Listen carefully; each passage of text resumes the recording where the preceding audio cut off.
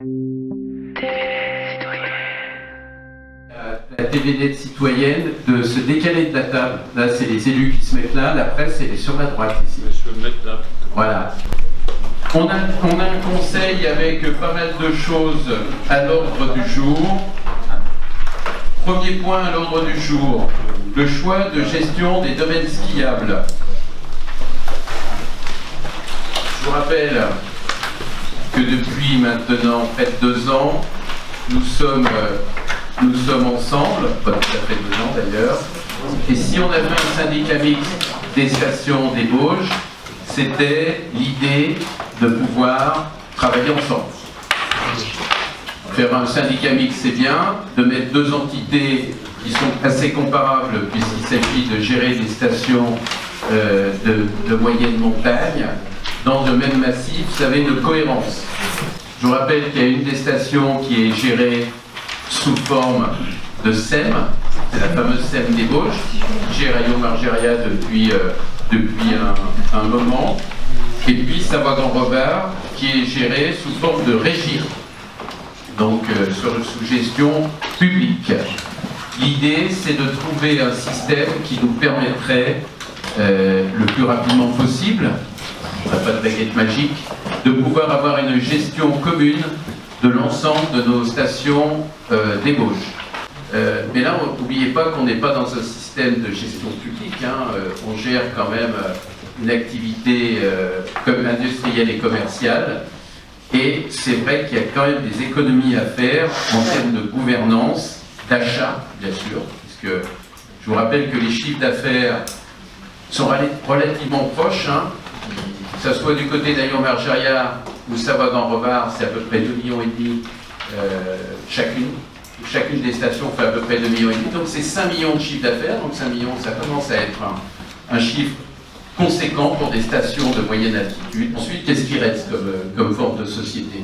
Il y a toutes les sociétés que vous pouvez connaître, des sociétés privées, mais qui ne sont pas du tout adaptées quand il y a des investisseurs publics. Et je vous rappelle que les investisseurs publics, pour le moment, il y en a 2. C'est les 2 agglomérations qui financent quand même jusqu'à présent du côté de Savoie-Lombard près de 900 000 euros et sans doute une somme de 300 000 à 400 000 euros concernant les investissements d'Aillon Margeria. Donc c'est quand même des sommes importantes. Donc on partirait plutôt sur une SEM. Donc quelle est la conséquence de la gestion d'une SEM? D'abord, il faut la constituer. Actuellement, il y a une SEM dans les Bauges, on connaît bien, dont la représentation est à 85% chambérienne, ce qui est normal, puisqu'ils ont repris cette compétence, et puis 15% d'acteurs privés, d'ailleurs, qui sont souvent très proches d'Aillon Margeria, ce qui est logique.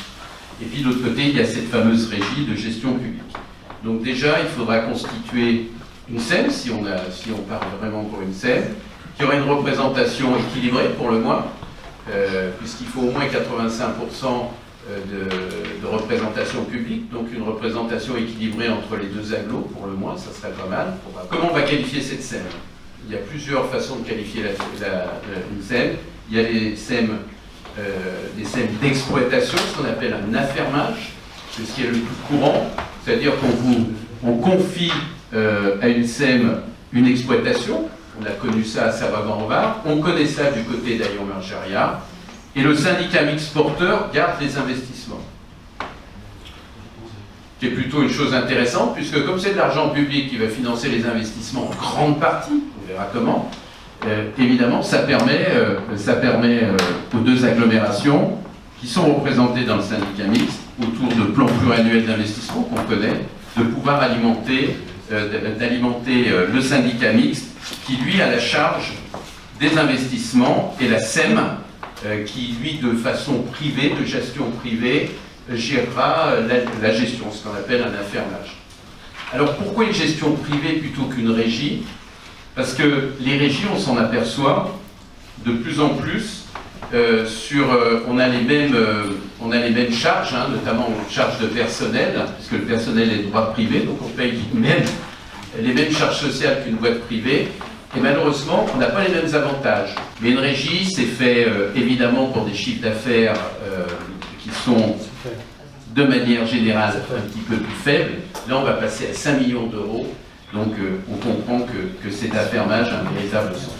Et ensuite, il y a une autre forme de SEM, qui est une SEM de concession. La concession, ça veut dire qu'elle va avoir la charge à la fois de la gestion, mais aussi la charge des investissements. C'est-à-dire que le syndicat mixte, tel que vous êtes représenté ici, on lancerait un marché, un appel d'offres, une délégation de service public, qui dirait, ben voilà, on cherche quelqu'un pour assurer le fonctionnement et l'investissement de l'ensemble des stations d'ébauche. Je vous dis tout de suite, si on était dans un volet économique porteur, c'est-à-dire si on gérait une station de Tarentaise, je ne le citerai pas ce soir, mais vous pouvez imaginer lesquelles, évidemment, il faudrait tout de suite partir sur une concession en disant non seulement vous allez gérer, mais vous allez investir, et en plus, vous allez nous donner un bifton chaque année. Évidemment, pour ceux qui maintenant ont l'habitude de gérer nos stations d'ébauche, vous savez que sans argent public, le ski alpin, on sait que le ski nordique maintenant s'équilibre, à condition qu'on n'ait pas des très très gros investissements à faire, mais ces dernières années, il s'équilibre en fonctionnement d'investissement. On sait qu'en alpin, ça ne marche pas. On l'a vu dans les Vosges avec la Seine des Vosges. Si la Seine des Vosges s'est retrouvée dans cette position, c'est pas qu'elle était mal gérée, c'est pas que l'exploitation était mal faite, c'est qu'il n'y avait pas de syndicat d'argent public pour porter les investissements. Et donc c'est allé jusqu'à l'étouffement de cette SEM avant que Grand-Chambéry arrive pour dire bon, nous on va prendre en charge la dette et puis on va changer de mode de gestion. Donc la forme concessive, elle est possible, c'est-à-dire que le syndicat mixte déléguerait à la SEM l'ensemble de la gestion et des investissements. Avec quand même un petit problème juridique qui n'a pas manqué d'être soulevé, c'est que je vous rappelle que la CRC nous a dit il n'y a pas tellement longtemps, le préfet nous l'a rappelé, attention, vous équilibrez des comptes alpins, c'est-à-dire des comptes commerciaux, avec de l'argent public. En effet, l'argent qui arrive des agglomérations arrive sur le fonctionnement de l'alpin, parce que ça passe par le fonctionnement de l'alpin pour équilibrer son volet investissement. Et ça, c'est pas possible. On le sait, on en a suffisamment parlé avec le préfet, et notamment avec la CRC, en disant trouver une solution. Donc là, si vous imaginez que l'argent va passer par syndicat mixte et va alimenter une SEM concessive, là, évidemment, ça poserait encore plus de problèmes. Par contre, si on est uniquement sur une exploitation, on va continuer à financer les investissements, mais on ne passera plus par un compte d'exploitation. On ira directement sur les investissements. L'idée ce soir, c'est de prendre une délibération de principe en disant on va confier à une entité, plutôt une SEM, l'ensemble, la gestion de l'ensemble de nos stations d'ébauche. Et ensuite, la prochaine délibération qui aura lieu assez vite, je pense d'ici un mois, on aura à nouveau un conseil syndical puisqu'on aura à voter en plus les tarifs d'hiver, ça c'est important, de l'ensemble de nos stations, où là, on votera sur un modèle de SEM. Est-ce qu'il y a des contributions? Oui. La gestion que vous avez faite avec une SEM avant que vous preniez directement n'a pas été une réussite. Donc je veux dire par là, une SEM, quand on leur demandait un bilan financier, ils vous présentaient des chiffres plus ou moins comme ils le souhaitaient, et comme par hasard, il y avait toujours du déficit qui était comblé par les collectivités. Donc je pense que dans la choix d'une SEM, il faudra faire très attention dans la rédaction et aussi dans les résultats qu'ils nous présentent. Parce que tu as raison, Jean-Guy. Quand ça va bien se passer, si on est dans une ferme, si on est dans un affermage, la SEM va faire des excédents. Nous, on a les investissements, le syndicat mixte, et on finance avec de l'argent public. Mais il est évident que les moments où il y aura des excédents, évidemment, la SEM va contribuer aux investissements. Mais les années où ça sera plus difficile, je comprends aisément qu'on leur demandera surtout de rien nous demander et d'assurer leur fonctionnement. Évidemment, ils ne reverseront pas d'argent pour les investissements, bien sûr. Et ça, dans le calcul de la SEM, dans ce qu'on va demander, dans tout le profil économique, évidemment, ça sera décalculé. Oui. Est-ce qu'on pourrait avoir donc le travail qui a été effectué donc sur, comme tu disais, donc sur les différents modes de gestion? Là, je relève que tu nous dis qu'on aurait 85%, donc on a 71,35% sur la scène de capitaux, ce qui nous permet de ne pas être soumis à la loi de 2002. Donc là, ça veut dire que si tu pars déjà sur 85%, on va être soumis à la loi de 2002, marché public élargi. Si c'est de l'argent public qui est employé pratiquement à 100%, parce qu'on sait une scène à 37 000 €, vous divisez par le nombre de parts, vous voyez un petit peu ce que chacun peut payer. Et donc, évidemment, que le système de représentation va être très important. Moi, je souhaite que dans la scène, les représentants du syndicat mixte, enfin les deux agglomérations, soient en tout cas très bien représentés par rapport à l'actionnariat privé. Sauf, tu as raison, sauf si on a des vrais actionnaires privés qui mettent de l'argent. Un boy de banque qui amène 1500, 2000 € parfait, hein, ils sont représentés, tu sais comment ça marche, tu connais très bien les scènes. Et si on trouve des partenaires autres que les banques d'ailleurs, des gens qui disent nous on va mettre 50 000, 100 000, 200 000, j'en sais rien, 300 000 €, c'est vrai que ça changera les choses. Parce que si on a des privés qui mettent vraiment de l'argent, moi je ne verrais pas d'ailleurs d'un mauvais œil à ce qu'on soit un tout petit peu plus en retrait. D'autant plus s'il n'y a que l'exploitation, puisque nous on contrôlera les investissements. On l'a vu dernièrement, l'actualité nous l'a montré du côté de Chamonix. Je pense qu'aucun élu autour de la table sait ce qui s'est passé à Chamonix dernièrement. Qu'est-ce qui était reproché finalement? C'était, puisque là c'est une concession, c'est que les investissements prévus sur 40 ans étaient trop flous. Donc, pour répondre à ta question, si la représentation, je dis 85-15, ça c'est pas il n'y a pas de religion absolue là-dessus, de dogme plutôt, ça sera en fonction de qui paye quoi. Si on fait une délégation de service public globale, sans y individualiser totalement ce système-là du fonds, on n'est pas hors des clous. Donc je pense que ce point-là mérite d'être travaillé. Et je me demande s'il ne faut pas faire une délégation de service public uniquement sur l'alpin et continuer à gérer le fonds en régie. À gérer à la fois l'alpin nordique, ça pose aucun problème. Il faut sectoriser, puisqu'évidemment c'est pas la même fiscalisation. Il y en a un qui est régi par le code des transports, qui est soumis à TVA, et l'autre c'est une redevance, c'est la fameuse redevance de l'alpin qui n'est pas soumise en TVA. Est-ce qu'il y a d'autres questions? Oui. Une vision qui se dit citoyenne, qui à mon avis est surtout militante plus que citoyenne d'ailleurs, ce qui n'est pas tout à fait la même chose. Mais voilà, moi je sais faire aussi des effets de tribune. Est-ce qu'il y a d'autres questions? Oui. Savoir que la convergence des deux entités pour disposer d'un mode de gestion unique à l'échelle du massif, quelque chose qui est le souhait manifestement de tout le monde. On a tous de la peine à trier le passé, et quand le passé a été urticant sur une scène, on a tendance à considérer que le chien sème à la rage et qu'il convient par principe de l'abattre. Parce que les expériences douloureuses ou antérieures ont fait que l'érythème fessier fait qu'on n'a plus envie de s'asseoir. Néanmoins, dans la délibération qui nous est proposée, si tu le confirmes, il s'agit d'une orientation de principe. Et donc, premier alinéa de la délibération, qui nous permet de converger complètement. Le deuxième mécanisme, de dire que parmi les différents modes de gestion envisageables, le recours à. En fait, ce n'est pas parmi les différents modes, puisqu'il n'y a pas de dossier contradictoire, il n'y a pas de dossier comparatif, il n'y a pas de note technique jointe à la délibération.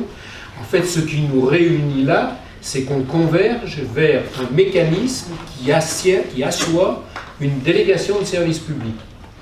On considère que si ce n'était pas modifié pour dire que parmi les différents modes de gestion envisageables, si cette partie-là doit persister, nous, on te demandera de retirer la délibération ce soir parce qu'elle nous paraît ambiguë et précipitée. Voilà. Bien, je vois qu'en effet la sémantique joue un rôle très important et qu'on est vraiment dans le détail, mais tu as raison. Le diable est souvent dans les détails. Et comme tous les deux on manie parfaitement le discours, on sait bien que ça peut être un rideau de fumée.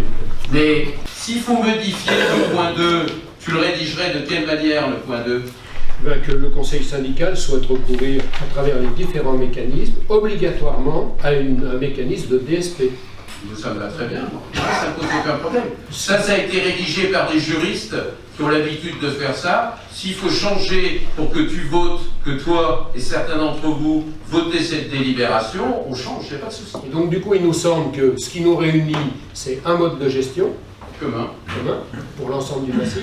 De faire un appel d'offres. Ce qui nous réunit, c'est d'avoir un cahier des charges qui permette de clarifier ce que l'on attendra, qui ne sera pas, quel que soit le mode de gestion, il ne sera pas forcément sur 20 ans. Comme tu le rappelais tout à l'heure, les boules de cristal, ni les uns ni les autres, on les a. En plus, les aléas climatiques vont nous aider à avoir beaucoup d'humilité. Il y ait ou il n'y ait pas un syndicat mixte qui fasse office de directoire, qu'il y ait un exploitant qui fasse et l'investissement et la gestion, j'allais dire, c'est quelque chose qui sera à touiller en présence de nos conseils qui nous exposeront sans doute les différentes choses. Je te rappelle que dans le calendrier, on l'a évoqué au moins tous les deux depuis le mois de janvier. Pas de délégation de service public sur l'exploitation, uniquement. Non, parce que tu l'as compris, on délibère que sur le principe d'une DSP, sauf qu'on n'est pas tout à fait d'accord sur le mode de gestion dont je vous ai parlé tout à l'heure, de l'affermage ou de la concession. Je confirme ce que Michel dit, ce qui nous sépare, c'est une SEM concessive, c'est-à-dire en gros qui fait les investissements et l'exploitation, avec derrière un syndicat qui fait office de directoire, pour que les élus puissent orienter, décider, calibrer. Et puis de l'autre côté, une conception de SEM qui ne fait que l'exploitation, qui n'investit pas, et qui cet investissement est dévolu au syndicat tel qu'il est actuellement. C'est là où le clivage est entre les deux options. Si on me dit qu'une SEM ou une autre entité fait une délégation de service public, c'est la SA machin, c'est la Compagnie des Alpes, la Compagnie du Mont Blanc, dis-moi, je prends les stations des Vosges et j'assure, je fais les investissements et le fonctionnement et ça vous coûtera plus rien.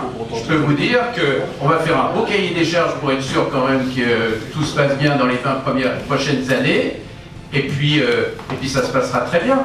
Le problème, il n'est pas là. C'est que tant que les contribuables financent les investissements à 90% ou 80%, parce que j'espère bien que cette SEM, si elle est d'affermage, elle reversera quand elle pourra un petit peu d'argent, c'est quand même bien aux représentants, aux élus, de pouvoir évidemment dire ce qu'ils ont à dire sur les investissements. Parce que c'est quand même très pointu, mais il me semble quand même qu'une SEM avec affermage est le plus raisonnable, parce qu'on investit de l'argent public, les élus sont élus par la population, et ils ont des comptes à rendre. Et je veux dire, sinon c'est dangereux, quoi. On utilise de l'argent. Non, moi je pense que la SEM affermage est la solution la plus raisonnable. Enfin, la vision d'un non-spécialiste. Qu'on prenne une décision, parce que je vous rappelle que les stations là-haut, c'est des entreprises. Des entreprises. Il y a 150 salariés dans les deux stations. Cet hiver, il y avait 150 salariés là. Moi, je veux trouver de l'efficacité. J'ai un organigramme à mettre en place. Il y a des hommes et des femmes qui bossent dans les stations. Donc, depuis janvier, on en a parlé. Les délibérations qui suivent sont celles dont il était question. Elles ont mis 3 mois pour arriver. Heureusement qu'il y avait une SEM qui, pour la partie Aillon de Margeria, existait et qu'il a pu enclencher le dispositif. Autrement, on n'aurait rien de commencé et la station d'Aillon aurait pris 6 mois de retard, c'est-à-dire qu'elle aurait perdu une saison. Voilà, on ne va pas tergiverser pendant des années. Moi, honnêtement, j'ai compris, j'ai regardé comment ça se passait, je me suis informée, et moi, je partage le point de vue, il faut faire un affermage, et pas une concession. Voilà. L'idée, c'est que dans un mois, on puisse proposer un texte. Il y a une sacrée jurisprudence en ce moment. Les stations sont sous la loupe de la CRC, c'est parfait d'ailleurs, parce qu'il y a beaucoup d'argent public dans nos stations, et il est quand même normal qu'on puisse être contrôlé sur ce qu'on fait.